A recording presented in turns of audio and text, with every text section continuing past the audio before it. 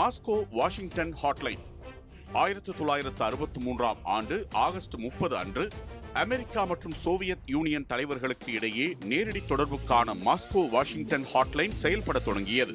அணு ஆயுத போர் அபாயத்தை குறைப்பதற்காக உருவாக்கப்பட்ட ஒரு முக்கியமான சாதனமாகும். இது பெரும்பாலும் சிவப்பு தொலைபேசி என்று அழைக்கப்பட்டது. ஆனால் உண்மையில் அது ஒரு தொலைபேசி அல்ல, அது ஒரு டெலிபிரிண்டர் கருவியாகும்.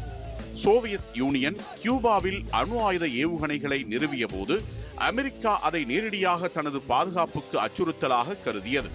இந்த நெருக்கடியின் போது அமெரிக்க அதிபர் ஜான் எஃப் கென்னடிக்கும் சோவியத் தலைவர் நிகிதா குருஷேவிற்கும் இடையே தகவல்களை பரிமாறிக்கொள்வதில் பெரும் காலதாமதம் ஏற்பட்டது. இரு தலைவர்களும் ஒருவருக்கொருவர் கடிதங்களை அனுப்ப பல மணி நேரம் தாமதம் ஏற்பட்டது. சோவியத் யூனியனில் இருந்து அனுப்பப்பட்ட ஒரு கடிதம் ஆங்கிலத்தில் மொழிபெயர்க்கப்பட்டு வெள்ளை மாளிகைக்கு வருவதற்கு குறைந்தது 12 மணி நேரம் ஆனது.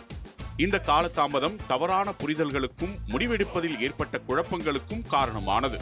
அணு ஆயுத போர் அபாயம், இந்த தகவல் தொடர்பு தாமதங்கள் இரு நாடுகளையும் அணு ஆயுத போரின் விளிம்புக்கே கொண்டு சென்றன.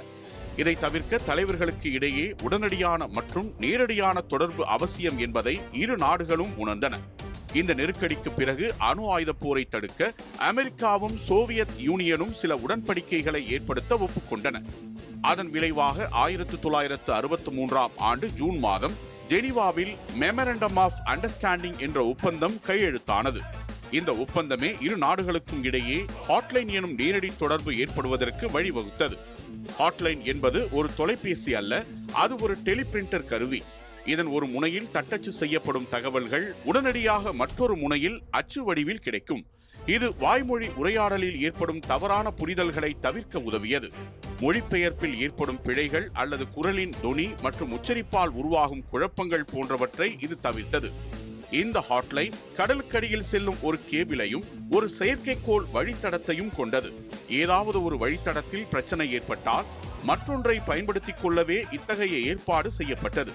அமெரிக்கா ஆங்கிலத்திலும் சோவியத் யூனியன் ரஷ்ய மொழியிலும் தகவல்களை பரிமாறிக்கொண்டன. காலப்போக்கில் டெலிபிரிண்டர் கருவிக்கு பதிலாக ஃபேக்ஸ் இயந்திரங்களும் பின்னர் மின்னஞ்சல் மற்றும் பாதுகாப்பான கணினி தொடர்புகளும் ஹாட்லைனாக பயன்படுத்தப்பட்டன. இந்த ஹாட்லைன் இரு நாடுகளுக்கு இடையே ஒரு உடனடி மற்றும் பாதுகாப்பான தகவல் தொடர்பு வழிமுறையாக செயல்பட்டு உலக அமைதிக்கு ஒரு அத்தியாவசிய கருவியாக மாறியது.